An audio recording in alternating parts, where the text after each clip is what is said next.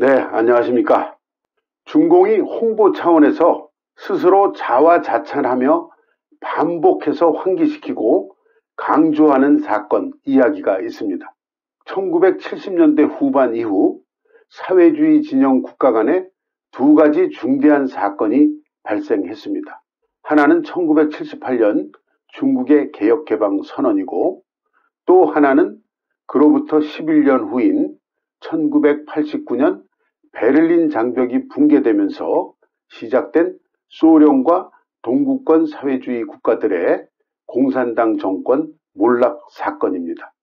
이는 적시의 개혁과 개방을 추구한 중국과 그렇게 하지 못했던 소련과 동구권 국가들 공산당 정권이 겪은 역정과 결과의 차이를 강조하기 위한 것이죠.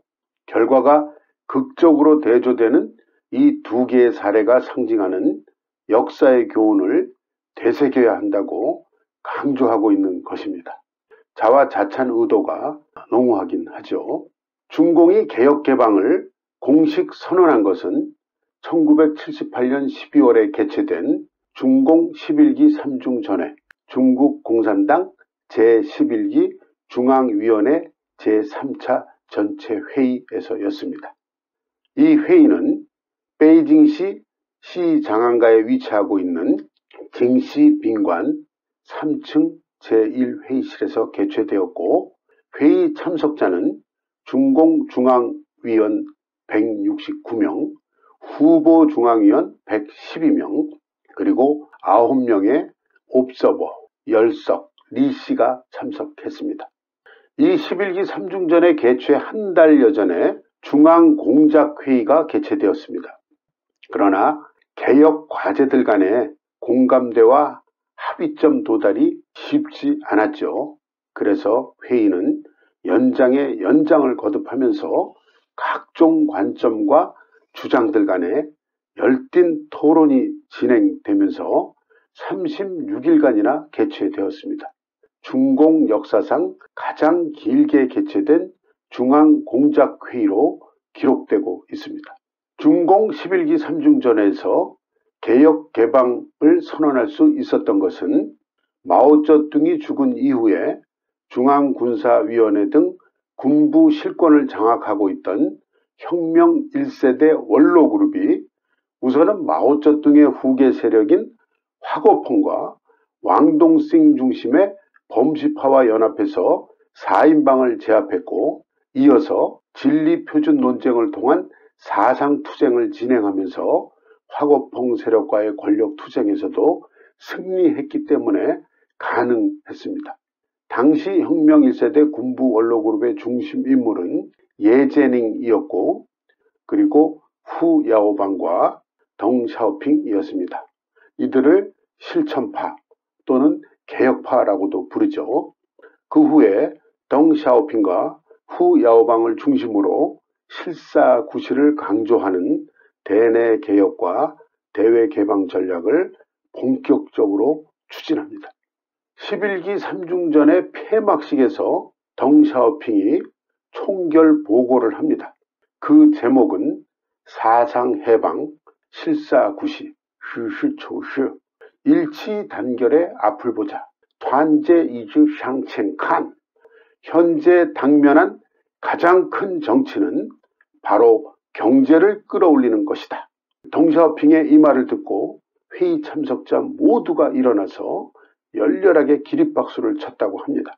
이 말은 마오쩌둥이 죽고 나서 문화대혁명을 끝낸 후 중국이 어느 방향으로 가야 하느냐 하는 중대한 역사적 관건 시기에 새 시대, 새 길을 열고 건설하겠다는 선언이라고 할 수 있겠습니다.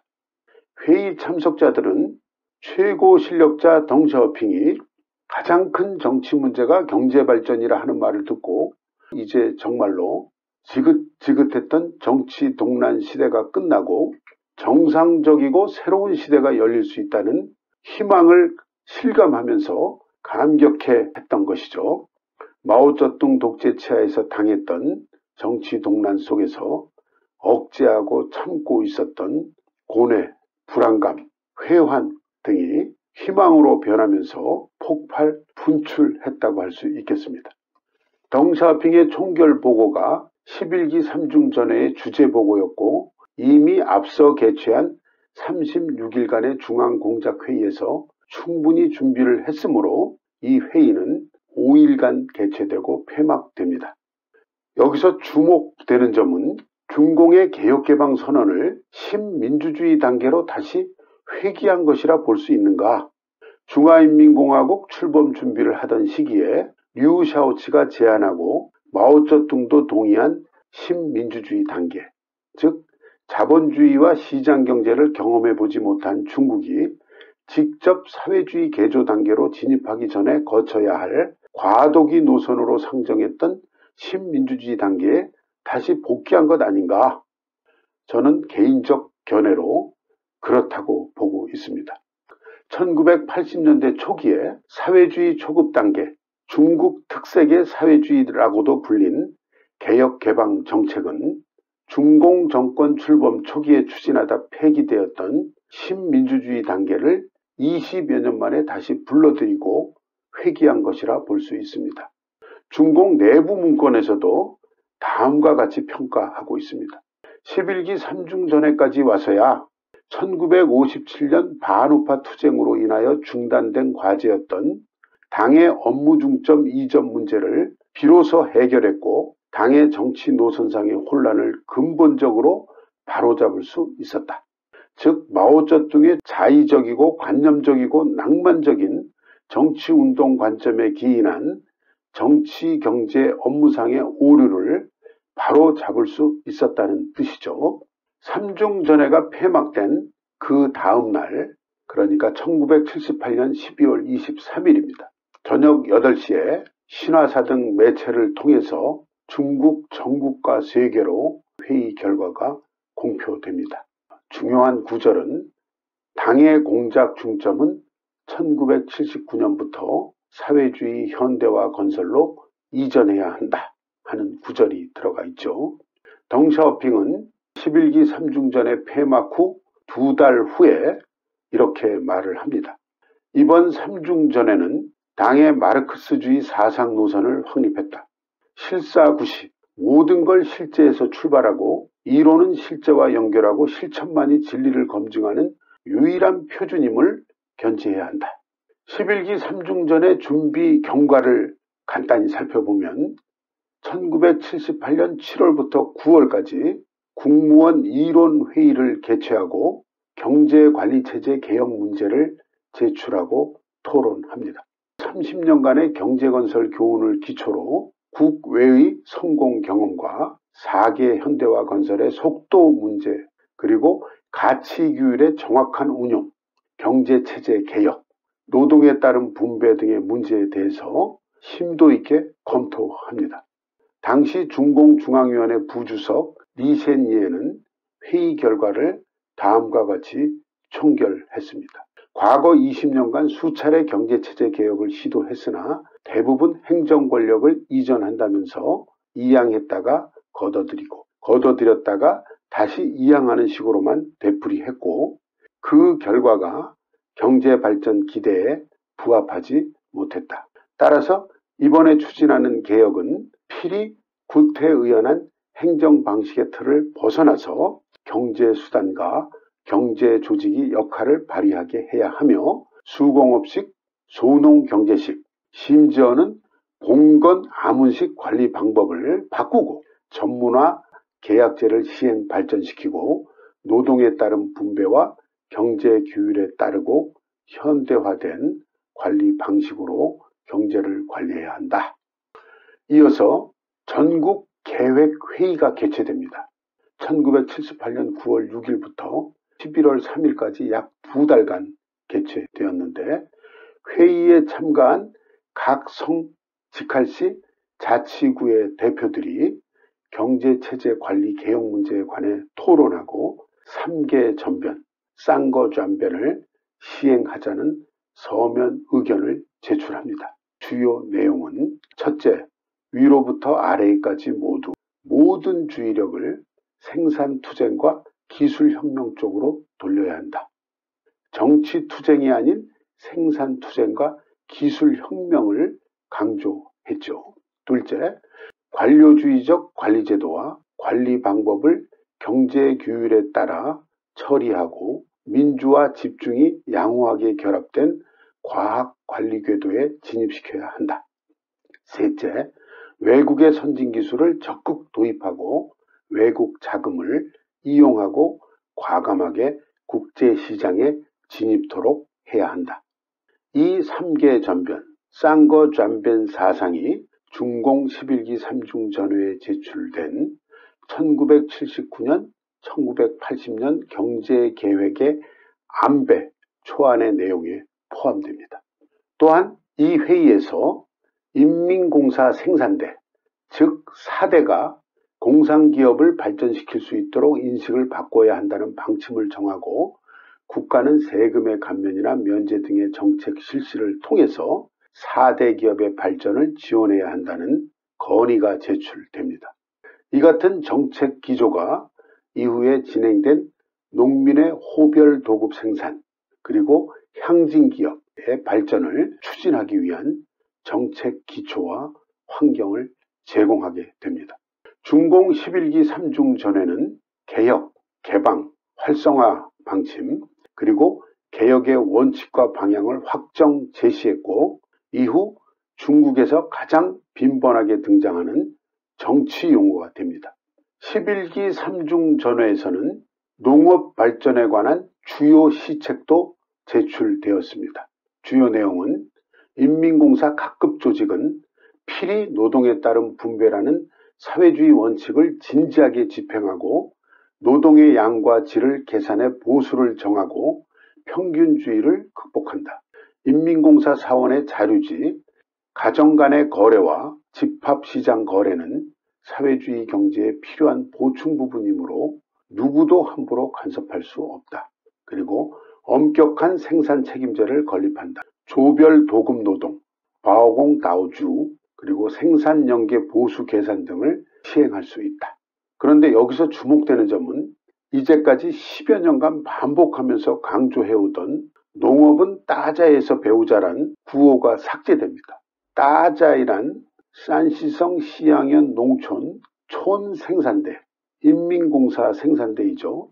마오쩌둥과 중공이 인민공사식 농촌의 모범 사례라고 칭찬하고 농업은 따자에서 배우자라고 말하면서 유명해진 농촌인민공사 추진운동의 모범 사례로 선전되었던 촌생산대 이름입니다. 개혁개방선언 이후 추진한 주요 개혁 내용을 보면은 고도 집중 계획경제에서 사회주의 시장경제로 전환을 추진하고 단일 공유제에서 공유제 경제를 주체로 하는 다종소유제 경제로 공동발전 전환합니다. 그리고 1대20, 첫째 대규모, 둘째 공유화 구호를 내걸고 추진했던 인민공사를 이제는 상반된 방향으로 1소 2사, 첫째는 규모를 줄이고 또 사유화 영역을 확장하는, 즉 세대별 생산연계 도급제, 가정연산 승포 책임제가 대표적이죠. 그리고 국유 국영체제를 현대기업제도로 전환하고 평균주의 분배 방식을 노동에 따른 분배를 주체로 하는 다종분배 방식과 생산요소 참여 정도에 따라 분배하는 수입분배제도가 병존하는 방식으로 전환을 추진합니다. 1978년 이후 최근 시기까지 약 40여 년간 중공이 추진해온 개혁개방 역정을 크게 3개 단계로 구분해보면 첫 번째는 1978년 11기 3중 전에부터 1992년 14차 당대회 개최 이전 시기까지입니다. 이때는 계획경제 틀 안에서 상품경제와 시장경제 실천 방안을 경제특구 등지에서 실험하고 정책 실험 결과와 영향을 평가하면서 탐색합니다. 덩샤오핑은 이 과정을 돌뿌리를 더듬으면서 강을 건너자라는 말로 표현합니다. 그러니까 혁명전쟁, 항일전쟁 시기에 적군은 뒤에서 쫓아오고 앞에 강을 건너서 후퇴를 도망을 가야 되는데 이 강의 강물 깊이가 얼마나 되는지, 강바닥에 어떻게 되어 있는지, 무슨 돌이 있는지 알 수가 없는 것입니다. 그렇지만은 절박한 순간이기 때문에 강바닥에 있는 돌뿌리를 더듬으면서 한 발을 딛고 그 다음 또 돌뿌리를 뒤집어서 또 한 발을 딛고 이러면서라도 강을 건너자 하는 사회주의 계획경제에서 시장경제, 사유제로 확대하는 개혁개방을 추진하는 그 길을 가는 것을 이렇게 비유적으로 표현한 것이죠. 그리고 1980년대 중반까지는 개혁의 중점을 농촌인민공사 제도 폐지와 가정생산연계도급 책임제 시행과 정착에 중점을 둡니다. 핵심은 세대별로 농지 분할하고 경작권을 인정해 주는 것이죠. 1980년대 중반부터 1990년대 초반까지는 개혁의 중점을 농촌에서 도시로 이전하는 데 중점을 두었습니다. 개혁개방의 실험지구를 경제특구, 그리고 연해개방도시, 14개 연해개방도시를 지정하죠. 그리고 연장강 지역으로 확산시킵니다. 이때 덩샤오핑 이론이 마오쩌둥 사상과 함께 중공의 지도사상으로 당 강령에도 포함이 됩니다. 두 번째는 1992년 중공 14차 당대회 이후 90년대 말까지입니다. 이 시기에는 사회주의 시장경제의 개혁개방 목표를 확립하고 큰 것은 움켜쥐고 작은 것은 푼다. 좌다 팡샤오라는 기조하에 국유기업 개혁을 심화 추진하고 생산요소의 시장화 개혁을 추진하고 시장체계를 완비하고 지령성 계획에서 지도성 계획으로 전환하고 시장경제에 적응하는 제세금융 외환 및 대외경제체제 개혁을 추진하고 연강, 연변, 국경을 따라 그리고 각 성의 수도인 성의 도시를 개방합니다. 그리고 WTO, 세계무역조직 가입을 추진하죠. 세 번째 단계는 2000년대 이후 최근까지 시기로 신상태, 신창타에 부응하기 위해서 개혁의 목표와 과제 증차를 다시 한 단계 승급시켜야 한다는 요구에 직면한 단계입니다. 이른바 중국몽, 중거멍의 실현을 목표로 하는 새로운 중국 특색의 모델을 탐색하고 있는 중이라 할 수 있겠습니다. 이는 이제까지처럼 사유냐 국유냐, 시장이냐 계획이냐, 개혁이냐 보수냐와 같은 비교적 간단했던 이분법적 관점으로는 현실을 파악하고 미래를 전망하기가 갈수록 어려워지고 있는 중공과 중국 정부의 고민을 반영하고 있다고 할 수 있겠습니다.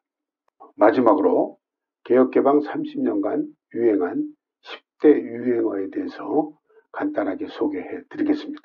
중국 전국의 15개 지방신문 및 인터넷 주류 매체들이 연합해서 2008년 10월에 각자 자기 매체 소재 지방에서 인터넷 투표를 통해서 선정한 10대 유행어입니다.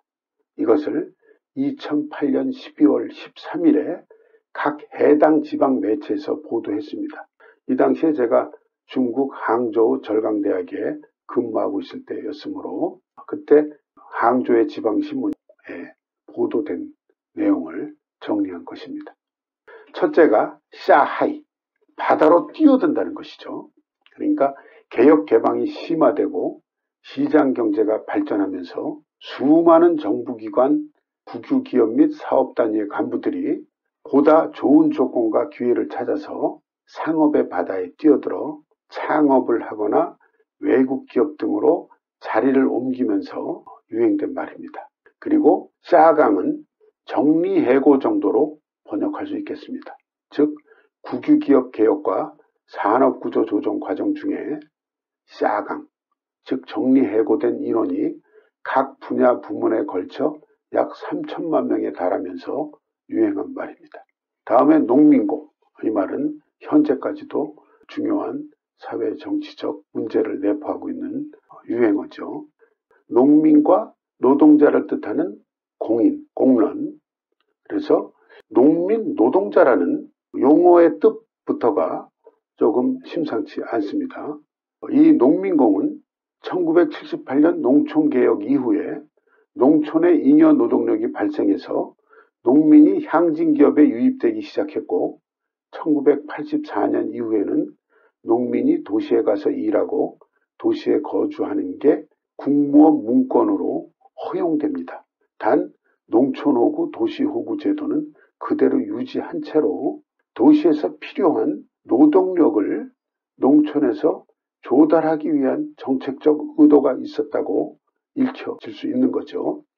이 농민공들은 도시 고용 노동자 중 조건이 가장 열악하고 노동은 고되고 수입은 가장 낮은 집단에 속하죠. 따라서 이들의 실상과 동양 관련 보도와 문제 제기가 빈번해지고 이에 따라서 중국 정부도 이 문제를 매우 민감한 문제로 중시하고 있습니다. 다음에는 흑묘, 백묘론이죠. 즉 검은 고양이건 흰 고양이건 쥐를 잘 잡으면 좋은 고양이다. 이 흑묘, 백묘론은 덩샤오핑이 했던 또 다른 말 성자, 성사 논쟁 중지와도 같은 맥락입니다. 즉 성이 자본주의 자씨인지 사회주의 사씨인지를 따지지 말라. 인민을 잘 살게 할 수 있다면 좋은 정책이다. 그러니까 개혁개방 초기에 보수파들이 뭔가 좀 개혁만 좀 하려고 그러면은 너 자본주의 길을 가겠다는 거냐? 너 주잡하지? 반혁명이지? 이런 식으로 공격을 하니까 그것을 최고 지도자인 덩샤오핑이 방어해주고 걱정 말고 대담하게 개혁개방 노선을 추진해라 하는 메시지를 주기 위해서 한 말이죠. 그리고 개혁개방이라는 말 자체가 새로운 사고, 새로운 시도를 상징하는 말로 유행되었습니다. 그리고 주식 투자, 차오구, 주식이란 게 무엇인지조차 모르던 상태에서 주식 투자, 차오구는 중국인들의 재산과 부의 개념 변화에 직간접적으로 매우 큰 영향을 미칩니다. 다음에는 중국 특색이란 말이 유행을 합니다. 이 말은 덩샤오핑이 자신의 방식대로 추진해서 중국 특색의 사회주의를 건설하라 하는 말에서 유래된 건데 이후 중국 사회에서 자기 방식대로 일을 추진한다는 뜻을 나타내기 위한 농담조의 상징적 표현으로 유행을 합니다. 가령 자기만의 특색을 강조할 때는 이게 바로 덩샤오핑 동지가 강조하는 중고 터스 아니냐 농담조로 이야기를 하는 거죠. 감사합니다.